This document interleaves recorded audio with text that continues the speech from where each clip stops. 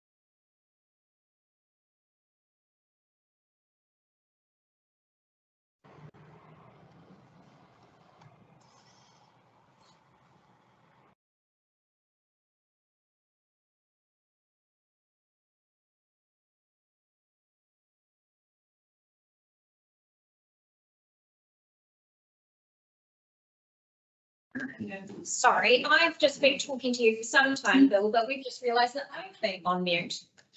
So sorry, Bill, we're going to start with you. The councillors have your paperwork in front of them. You have 5 minutes to speak to us, and Amy here will give you away at 4 minutes. Sorry, you're speaking to me now, are you? Yes, Bill, so Okay. we're No. welcoming you to speak. Thank you. I appreciate that. Look, my name is Bill Briley. I thank you for the opportunity to speak today. First of all, I want to acknowledge that the iwi have cause for grievance in regard to the taking of the land for the purposes of a public road. But the proper forum for that is not this. The proper forum is the Waitangi Tribunal. This forum should be addressing the iwi's concerns and rights in regard to the land that they have retained, and we should respect those. I'm going to out myself as a lawyer before someone else does, with over 40 years of property law experience. And I'm astounded that your council has not sought legal advice on what you propose. In my view, you cannot pass such a bylaw. And if you do, you will not be able to enforce it. You'll expose the council to applications for judicial review and associated costs, and you'll create tensions between the adjoining landowners, the iwi, and those people who choose to exercise their legal right to use the road. That's not going to solve the issues that we're facing. The council must find a better solution for addressing the legitimate concerns of the iwi and the adjoining landowners. Their rights must be respected, and regrettably, they haven't been by many of those to date, who've damaged the road and made it difficult for others to use, but have also strayed onto private land. The impact of that irresponsible and illegal behaviour is clear, and that is what your council needs to address. The road needs to remain open.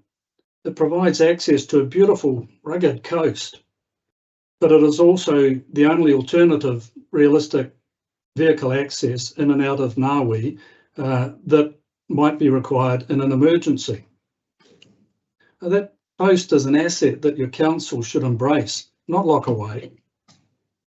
If the access was properly maintained, there'd be another attraction for those visiting Ngawi and Cape Palliser, and would encourage them to stay longer, and that would benefit those providing food and accommodation to visitors. I'm a cyclist, and I've ridden that road many times. I love showing that part of Aotearoa to others. For some, it's a case of just riding to the waterfall and back. For me, it's going from one end to the other and ending up in Martinborough. In my view, the council should work on a solution that meets the needs of the iwi, the adjoining landowners, and the legitimate users of the road. And that should be done in consultation with all of those interested parties and focused on a solution, not on a bylaw that can't be enforced.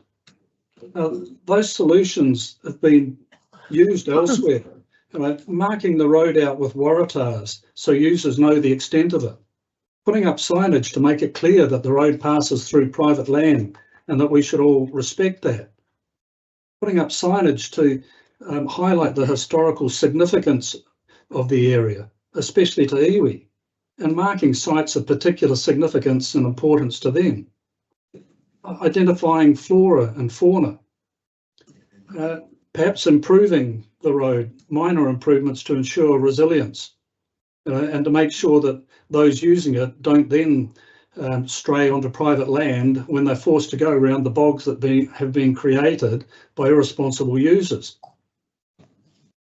I don't speak for vehicle owners, but it seems to me that you can have limited access for vehicles, such as four-wheel drive clubs. You could limit it to daylight hours. You could limit it to the summer when the weather's better and the ground's not so boggy. There will be a solution. You just need to work with the people concerned to determine what is best. And I hope your council will make the most of the opportunity, as it has done with the Greytown Trail, so that our future generations can enjoy this taonga in the same way that we have done. Thank you. Thank you very much, Bill. You have a short amount of time for questions. Councillors, any questions or clarification for Bill at this time? No, you were very clear in your position. Thank you, Bill. So thank you for your time this afternoon and for taking the time to submit a written submission as well. Both your verbal and written submission will be taken into consideration as we move through to deliberations. I welcome you to stay with us to view through the presentation. So I just ask that you turn off your camera and you mute yourself if you wish to stay. Thank you. So we are going to move now to Derek Morrison, who is with us online. Derek, his submission 313.9, page 3174. Speakers pack number 77. Derek, welcome. Thank you for being with us today. You have 5 minutes to present to us this afternoon. We do encourage you to allow us some time at the end for questions of clarification, but ultimately how you use your 5 minutes is up to you. And Amy will give you a wave when you get to 4 minutes, just so you know you're nearing the end of your time, and your time will start when you are ready. Okay, kia ora everybody. Thank you for allowing me to speak on this this issue. I'm, as you've read from probably from my submission, I'm opposed to the bylaw. My background is I grew up in the Waikato. I went to Massey University, and when I was there, I met a group of surfers, and we spent a lot of time in the Wairarapa coast, and it was kind of during those formative years that I spent a huge amount of time, actually, way more than I probably should have, according to my lecturers, at the Wairarapa coast surfing, and mainly focused on the White Rock area and around the desert towards Ngāwhi as well. Now, for me, those times were kind of helped to shape the person who I am today, and I feel really deeply that I would hate for that not to be an opportunity for the next generation. It's super important to me that what happened out there guided the rest of my life and informed how I travel around the world, how I interact with other places, and how I handle myself in various environments. It is a unique environment. There's nothing quite like the desert there. Ngāpōtiki Desert is unique to New Zealand in the way it is formed on the coastline the way it is. We spent many days exploring that when the surf wasn't very good, and it was as much an attraction for us, and it amazed us as much as the surf itself did as well. You know, we did in those early days see, once the magazine started, I actually started my career as a photographer, photographing out there, and there, we were always very careful not to let people know exactly where we were, so it was a kind of a semi-secret wave spot. But one magazine did actually go through and did do a story on it, and not long after that we did see the effects of a lot of people visiting that didn't have the same respect or share the same values that we had, and that was heartbreaking, and I can understand why South Wairarapa District Council's moving to try and stop that from happening to the rest of that area. I can understand that. However, there are other ways. I believe there's other ways to deal with it that aren't just a broad brush approach that actually lock people out of that that whenua, which is super important to people, and obviously to iwi, but also not just to iwi. But I have no Māori blood, but for me, that part of that land is inside me as well, and I feel that very, very strongly. And I know that all of my colleagues and my friends that I surfed with during those years, and people who have had experiences there, have a little bit of that in them as well. So I totally believe that the whakataukis that talk about that, the land being part of who you are. And for that reason, I just think locking people out is definitely not the right way to go. And yeah, it was hard when we saw people disrespecting it. We tried to socially do it ourselves and take action to kind of stop that behaviour. And in some cases, you know, we changed some people's minds, but you know, I could see that happening, and I understand that's why ultimately the hut at White Rock got dismantled and removed because of that behaviour. So I do hear what you're saying. I just think there's other ways that can be used to try and mitigate against those few people from ruining it for the vast majority who want to use that coastline and explore it and allow it to be used by their future generations as well. Fantastic. Thank you, Derek. You have time left. Are there any questions of clarification? What, Derek, please, councillors?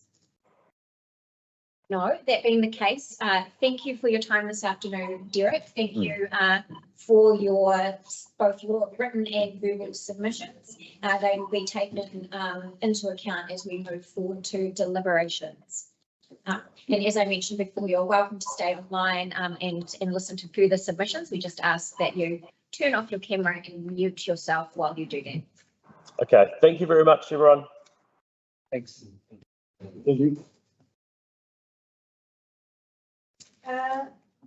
Brian Pocock. Councillor Brian's submission is number 3565. Submission page 461. Speakers number 87. Brian, you're welcome to start when you are ready. Amy will give you a wave at 4 minutes, so you know that you're coming to the end of your time. No, thank you very much. Good afternoon to you all. I see there's been many reasons given to close off the paper road to everyone. I have imagined myself in the landowner's shoes and wonder what I would have done to protect this land and special land areas important to my family. First of all, I wouldn't have wasted 30 years to act on this.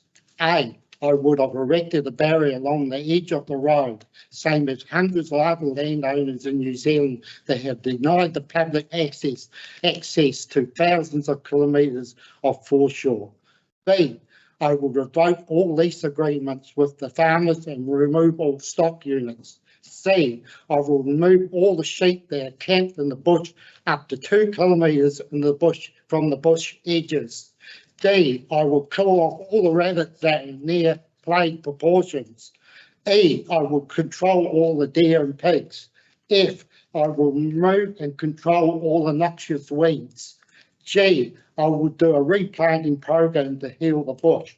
Then and only then I will be happy that the land will be at rest and will heal.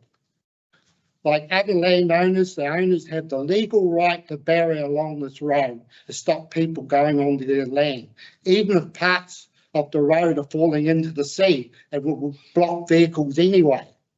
I can remember the survey that took place and the road was pegged. Would have been an opportunity for the landowners to bury the length of the road on this new survey road at that time.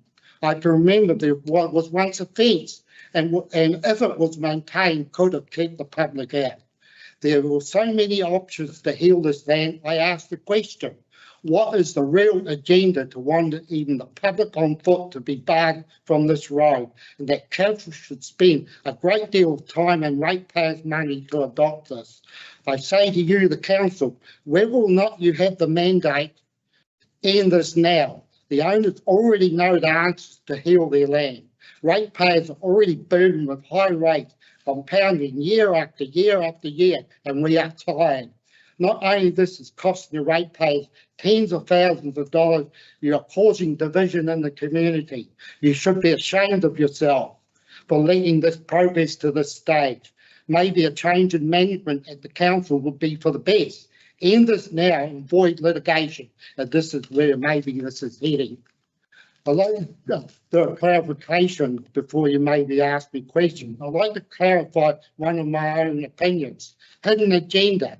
Without prejudice, I say you have been misled by the pretense of we love the land. This is not about the land, because if it was, it wouldn't be in the condition now. This is about control of the foreshore and denying the public to it.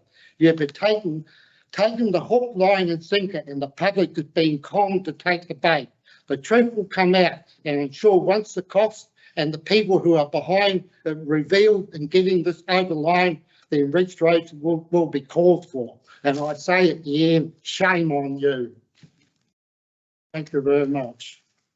Thank you very much, Brian. Have we got any questions and clarification from Brian? Thank you, Councillor Ellis. Yes, if you did. Brian, you mentioned that road had been surveyed. What year, can you remember? I can't remember quite the year, but it was surveyed and pegged. But what are you trying to say? No, I'm just interested It was surveyed, it was pegged. And the thing is that it doesn't matter how long ago, because the hapu or the landowners have owned this land from day dawn. But does it really matter? You know, if the road was actually fenced at the time to keep the public out, so what if the road's falling in the sea? That's a different issue for the council, and it would stop vehicles anyway.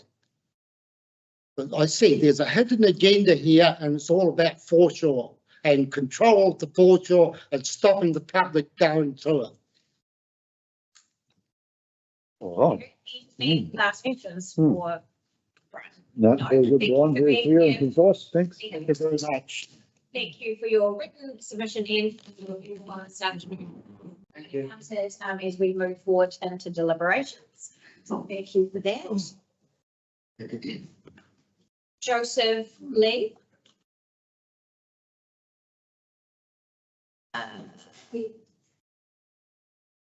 Ben Kilgore, no, he's the one. Gary Hall.